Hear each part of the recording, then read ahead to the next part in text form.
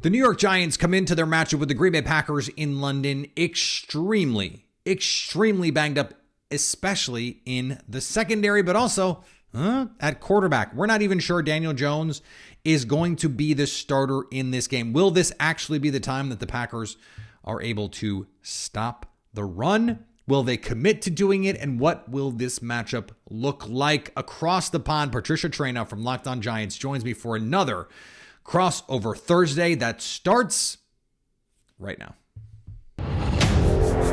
You are Locked On Packers, your daily Green Bay Packers podcast.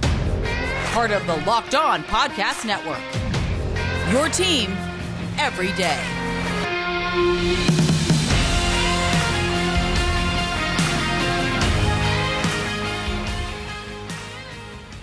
Welcome inside another Crossover Thursday presented by PrizePicks. I am Peter Bukowski, host of Locked On Packers, joined by Patricia Traina, host of Locked On Giants, for a London kick. The first time the Green Bay Packers are headed to London. Thanks to everyone that makes Locked On Packers and Locked On Giants their first listen every day. And the Crossover Thursday episode is brought to you by PrizePicks. It is a fun and easy way to take your football knowledge that you're getting from Patricia and I, Locked On Packers, Locked On Giants. You pick 2 to 5 players. If they score more or less than their PrizePicks projections, you can win up to 10 times your money. Use the promo code Locked On to get a deposit match up to $100. Patricia, let's get you in here. Let's let people hear your voice, because I had to get all of our bill paying out of the way first. So it is a pleasure to be with you. I have not changed my accent yet, but I can't promise over the next 25 to 30 minutes that I won't do it. As we go into this game, what is the big storyline that you're keeping your eye on for the Giants? Well, I can tell you that I have changed my accent. I've been to London twice. This is the third time for the Giants going to the international game. They were there for the very first one. I don't know if you know that or not. 2007 against the Miami Dolphins.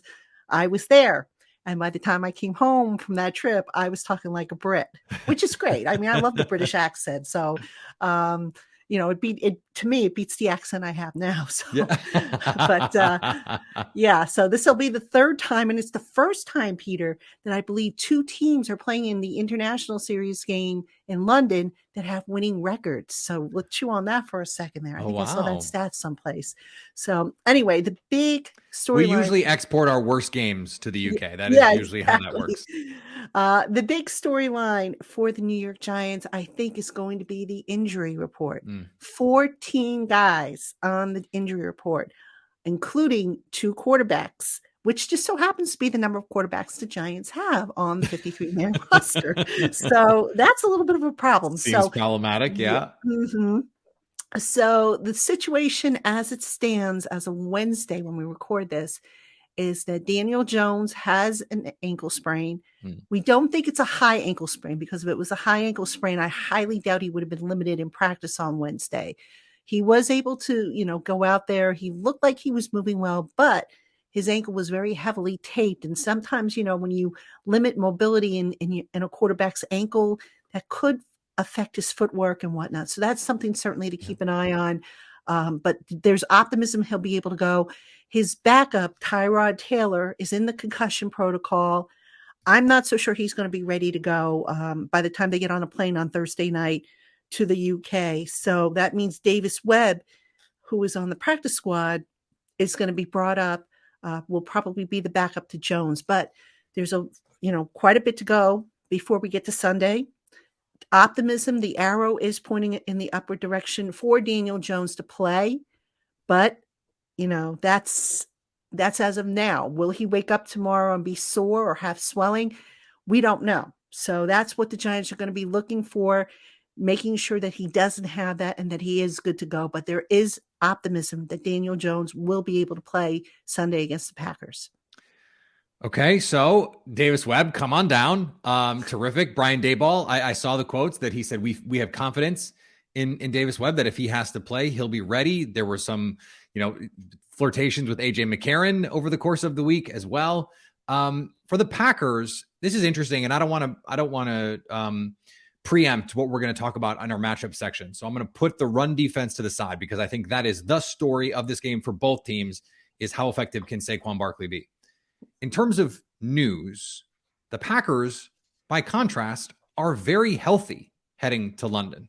All of the guys on the injury report, with the exception of Adrian Amos, were guys that either played on Sunday against the Patriots or were injuries that we knew about, which was Jair Alexander. So Al Nazar, David Bakhtiari, Elton Jenkins, these guys played on Sunday. We don't think they came out of those games any worse for the wear. David Bakhtiari played 70 snaps. This is a huge story for the Packers as they try and get this offensive line back on track, right? And it is a New York Giants team that has invested heavily in the pass rush. Azeez Ojulari, they've got Leonard Williams on a big money contract. Dexter Lawrence is a former top 10 pick. And then Kayvon Thibodeau is their rookie that they're really high on, and made some plays against Chicago last week. So protecting Aaron Rodgers, of course, is going to be the key in a game like this. Some interesting things, though, Patricia, that your listeners may not know about. There is a question right now about how this offensive line could shake out, because Elton Jenkins, coming back from that torn ACL, has not looked like the same guy that we saw last year when he was playing left tackle at a really high level.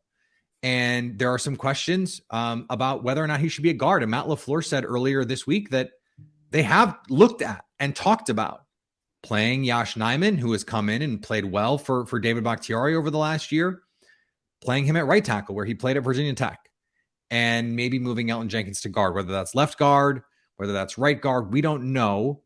But this is something I want to flag it for Giants fans, because I don't want them to be surprised if we get to Sunday and all of a sudden you see 74 at left guard and Yosh Nijman at right tackle, and you go, wait a second, I thought it was going to look like this other thing. So just something I think to keep in mind here.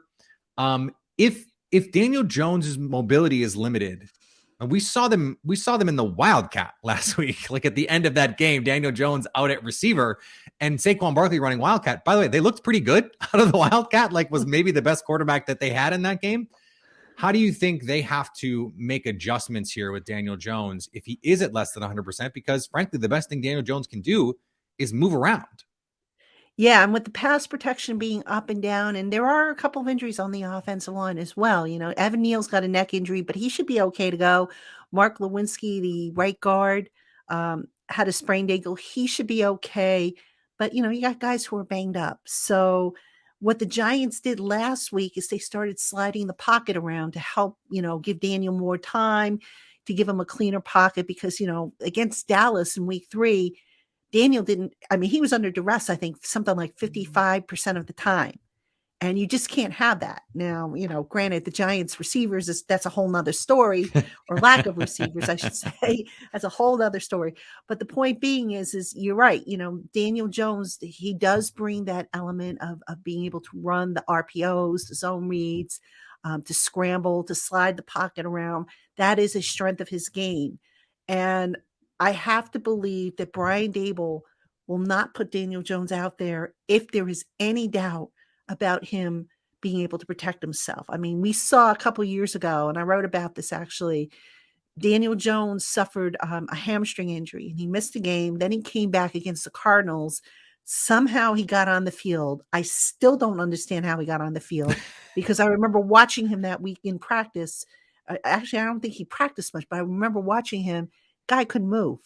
He literally could move. And when they said, "Oh, he's fine. We're going to live with, his limitations," I thought, you're asking for trouble. And sure enough, the Cardinals just absolutely ate him alive.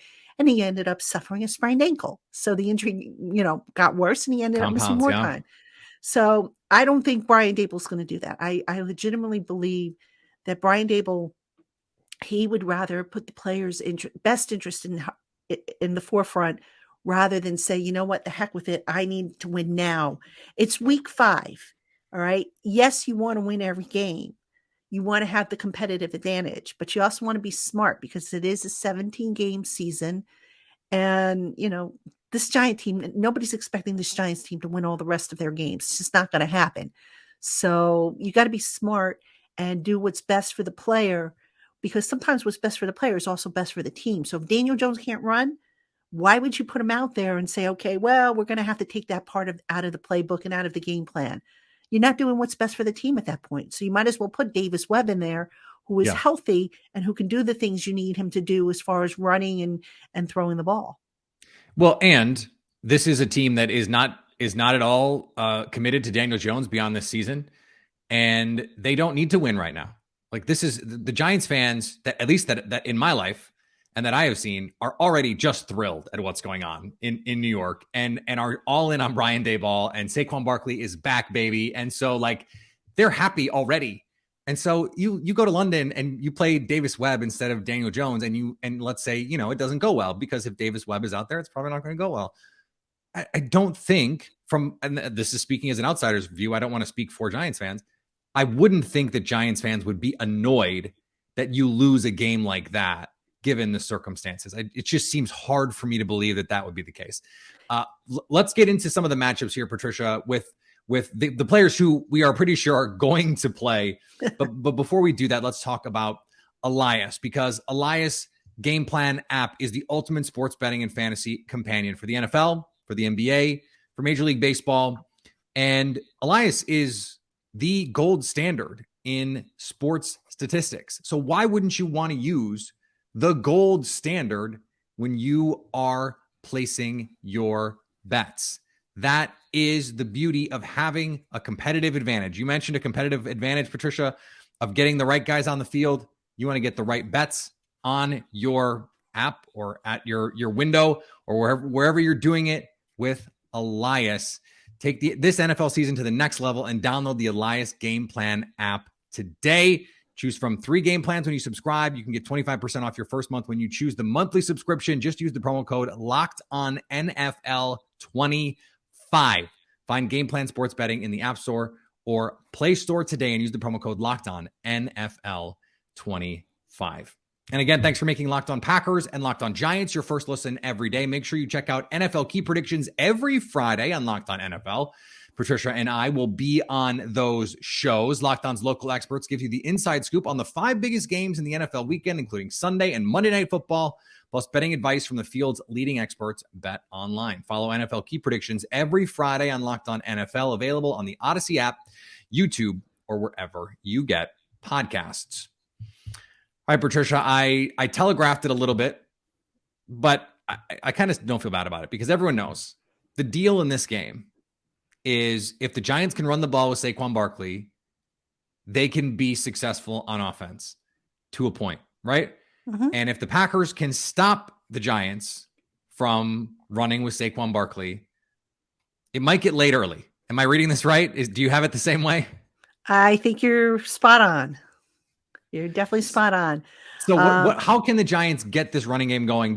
Let's wait on that question for a second, because I think Packer fans need to catch up here.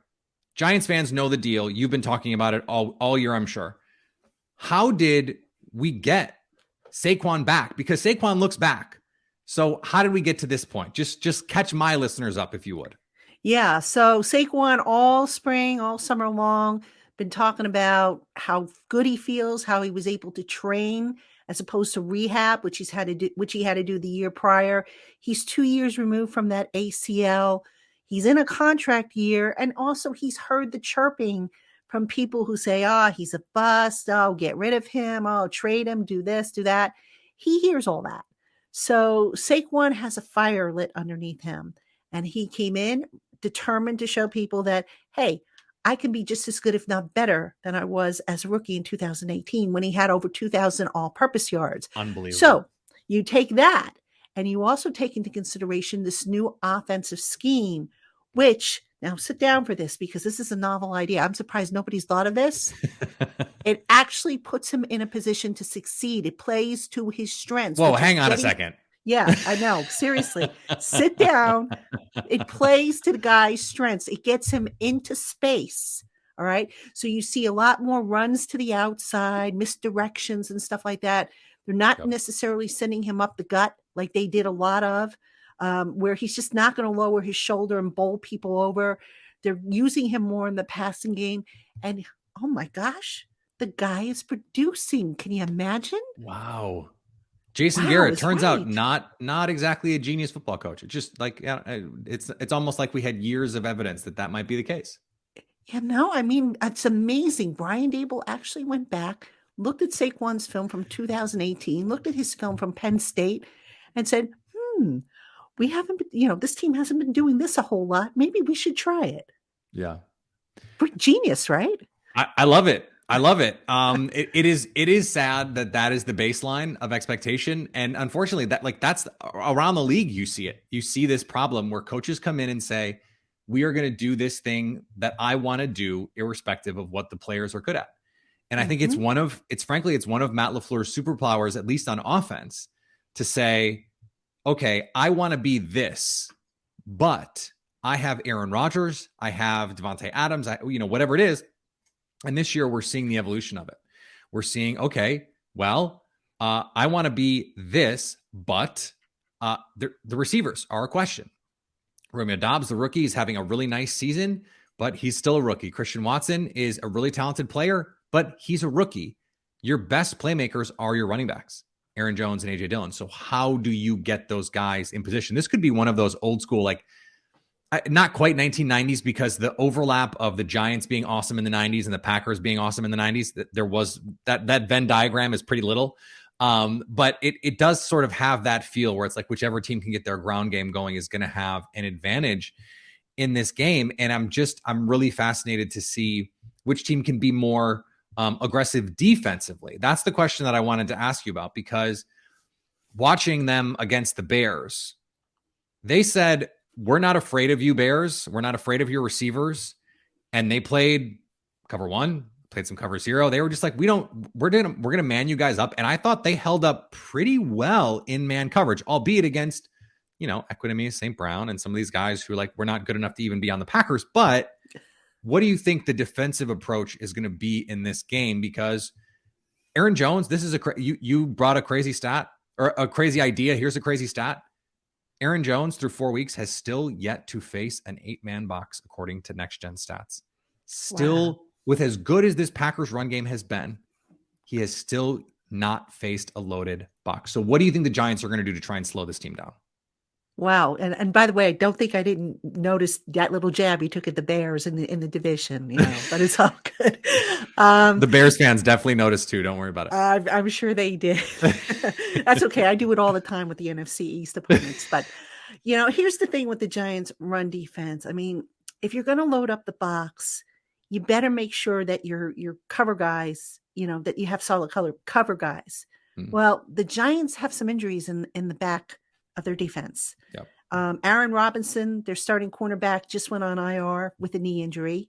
Fabian Moreau, who is projected to be the starter, he's dealing with an injury. I forget which one he has, but he's on the injury report. I told you it was 14 guys. I can't remember them all, but I know he's on the injury report. It's a lower body injury. I know that much. Julian Love, their safety, is in the concussion protocol. So they're missing some guys back there. I believe Cordell Flott, who's also one of their corners, is also on the injury report. Yes, correct. He's got I believe a calf injury. He's probably not going to play this week. Giants are missing some guys in that defensive backfield. So if you're going to load up the box, you probably want to make sure you have guys in the back end who can cover, so that you don't take away from that. And here's the thing, though. The Giants' run defense has been okay. Dexter Lawrence has been leading the charge. He's been an absolute beast, and he's been doing it without Leonard Williams. The last 2 games, Leonard Williams has been sidelined with an MCL.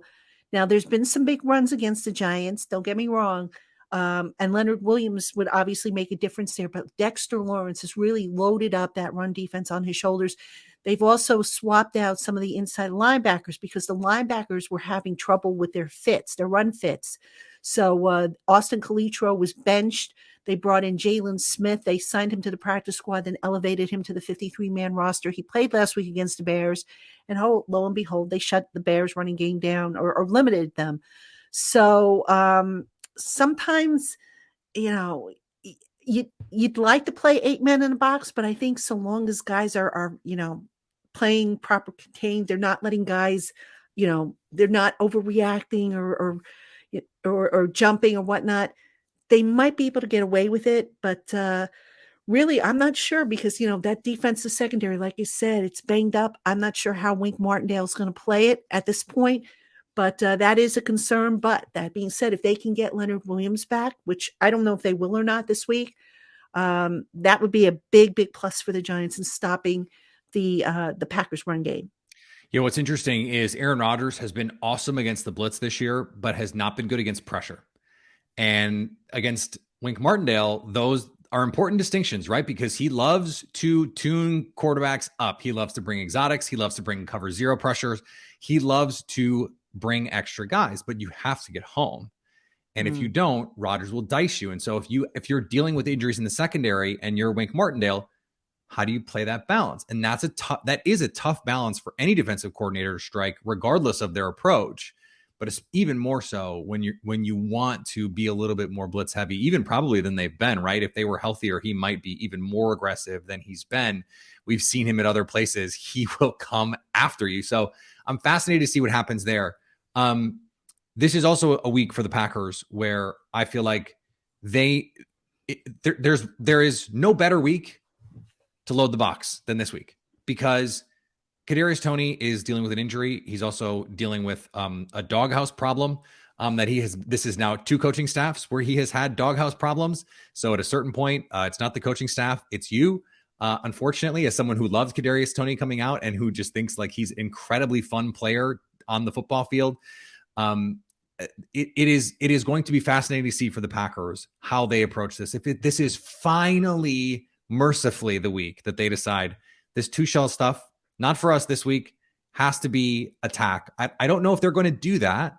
But if they don't do it this week, I don't know if there's a week for them to do it. You know what I mean? Like, this is the week of all weeks. But I think there are Packer fans who are going, they could play that Wildcat, and I'm not sure Joe Barry would play that way. It's just not in their DNA to do. They don't want to do it. But then again, they played a little bit more aggressively against the Bears with Justin Fields. They play a little bit more of that single high safety look and loaded the box and tried to stop the run. So that is a matchup that I have my eye on. It's not even just really a matchup. It's more of a schematic approach. Like, how do they decide they want to defend this team? And I think that's going to go a long way in deciding what, Patricia, you and I agree is the thing in this game. And that is the Packers stopping or not stopping Saquon Barkley. All right, we're going to get to predictions in just a second. Before we do, let's talk about our friends at LinkedIn. These days, every new potential hire can feel like a high-stakes wager for your small business.